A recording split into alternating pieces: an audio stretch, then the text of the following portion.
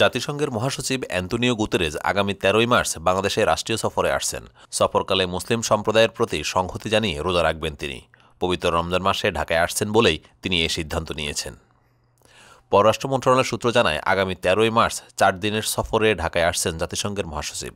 সফরের শিরোনাম Ramadan solidarity visit. Ramzan মাসে মুসলিম সম্প্রদায়ের সঙ্গে সংহতি জানানোর লক্ষ্যেই একদিন রোজা রাখবেন অ্যান্তোনিও গুতেরেস। গত বছর মিশর ও জর্ডান সফর করেছিলেন জাতিসংঘের মহাসচিব। সেই সময় মুসলিমদের প্রতি শ্রদ্ধা জানিয়ে রোজা রেখেছিলেন তিনি। এবারের রোজার শুরুতেই বিশ্বজুড়ে মুসলমানদের উষ্ণ শুভেচ্ছা জানিয়েছিলেন জাতিসংঘের মহাসচিব। এক ভিডিও বার্তায় অ্যান্তোনিও গুতেরেস বলেন, বিশ্বজুড়ে মুসলমানরা পবিত্র রমজান মাস পালন শুরু করতে চলেছেন এবং এই উপলক্ষে তাদের প্রতি আমার উষ্ণ শুভেচ্ছা। রমজান হল পরিবার ও সম্প্রদায়ের মধ্যে পুনরায় সংযোগ স্থাপনের একটি সুযোগ এবং কম ভাগ্যবানদের স্মরণ করারও একটি সুযোগ। প্রধান উপদেষ্টা ড. মোহাম্মদ ইউনূসের আমন্ত্রণে বাংলাদেশে আসছেন অ্যান্তোনিও গুতেরেস। তিনি ৪ দিন বাংলাদেশে থাকবেন। গত ৭ ফেব্রুয়ারি নিউ ইয়র্কে জাতিসংঘ মহাসচিবের সঙ্গে এক বৈঠকে রোহিঙ্গা ইস্যু ও অগ্রাধিকারমূলক বিষয়ে প্রধান উপদেষ্টার হাই রিপ্রেজেন্টেটিভ ড. খলিলুর রহমান তার হাতে এই আমন্ত্রণপত্র তুলে দেন। সফরের আনুষ্ঠানিকতা ও কর্মসূচির বিস্তারিত পরে প্রকাশ করা হবে বলে জানিয়েছেন পররাষ্ট্র মন্ত্রণালয়। এটি হবে গুতেরেসের বাংলাদেশের দ্বিতীয় সফর। এর আগে ২০২৩ সালে রোহিঙ্গা সংকট ও জলবায়ু ইস্যুতে আলোচনা করতে ঢাকায় এসেছিলেন তিনি। জন্ম নিবন্ধন দিয়ে এখন থেকে প্রবাসীরা পাসপোর্ট ইস্যু, রি-ইস্যু ও তথ্য সংশোধন করতে পারবেন বলে জানিয়েছেন স্বরাষ্ট্র মন্ত্রণালয়। এ সংক্রান্ত একটি চিঠি পাসপোর্ট অধিদপ্তরের মহাপরিচালকের কাছে পাঠানো হয়েছে।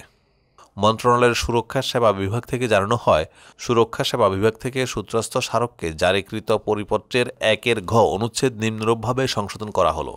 জন্ম নিবন্ধন সনদের ভিত্তিতে তথ্য সংশোধনপূর্বক বিদেশে পাসপোর্ট ইস্যু, রি-ইস্যুর আবেদনসমূহ নিষ্পত্তিকরণের ক্ষেত্রে আবেদনকারীর বয়স সংশোধনের ক্ষেত্রে সর্বোচ্চ ৮ বছরের ব্যবধান পর্যন্ত বিবেচনা করা যেতে পারে। পরিপত্রে উল্লেখিত অন্যান্য নির্দেশনাবলী অপরিবর্তিত থাকবে বলেও জানানো হয়। বাংলাদেশ ইমিগ্রেশন ও পাসপোর্ট অধিদপ্তরের আগের সিদ্ধান্ত অনুযায়ী জাতীয় পরিচয়পত্র, এনআইডি অথবা জন্ম নিবন্ধন সনদের সঙ্গে যদি আবেদনকারীর নাম সহ অন্যান্য তথ্য না মিলে, সেই ক্ষেত্রে ই পাসপোর্টের আবেদন গ্রহণ করা হতো না। এনআইডি বা জন্ম নিবন্ধন সনদের সঙ্গে ই পাসপোর্ট আবেদনকারীর নামের বানান সহ সব তথ্য অভিন্ন থাকতে হবে। তথ্য মিল না থাকলে আবেদন গ্রহণ করা হতো না। সেই ক্ষেত্রে তথ্য ভিন্ন ভিন্ন হলে সংশোধন করে ই পাসপোর্টের জন্য আবেদন করতে হতো। পাসপোর্ট অধিদপ্তরের দায়িত্বশীল এক কর্মকর্তা গণমাধ্যমকে জানান, পাসপোর্ট করতে হলে এনআইডি জমা দিতে হয়। পাসপোর্ট অধিদপ্তরের সঙ্গে এনআইডির সার্ভার সংযুক্ত। যদি আবেদনকারীর নাম, বাবা মায়ের নাম, স্থানীয় ঠিকানা জাতীয় পরিচয়পত্রের সঙ্গে অমিল থাকে, তাহলে ওই পাসপোর্ট আর ইস্যু হয় না। আগে এই ধরনের সমস্যা হলে পাসপোর্ট অফিসে গিয়ে উপযুক্ত সার্টিফিকেট দেখিয়ে নাম সংশোধন করানো যেত। তবে এখন থেকে প্রবাসীরা শুধু জন্মসনদ দিয়েই পাসপোর্টের আবেদন এবং সংশোধন করতে পারবে।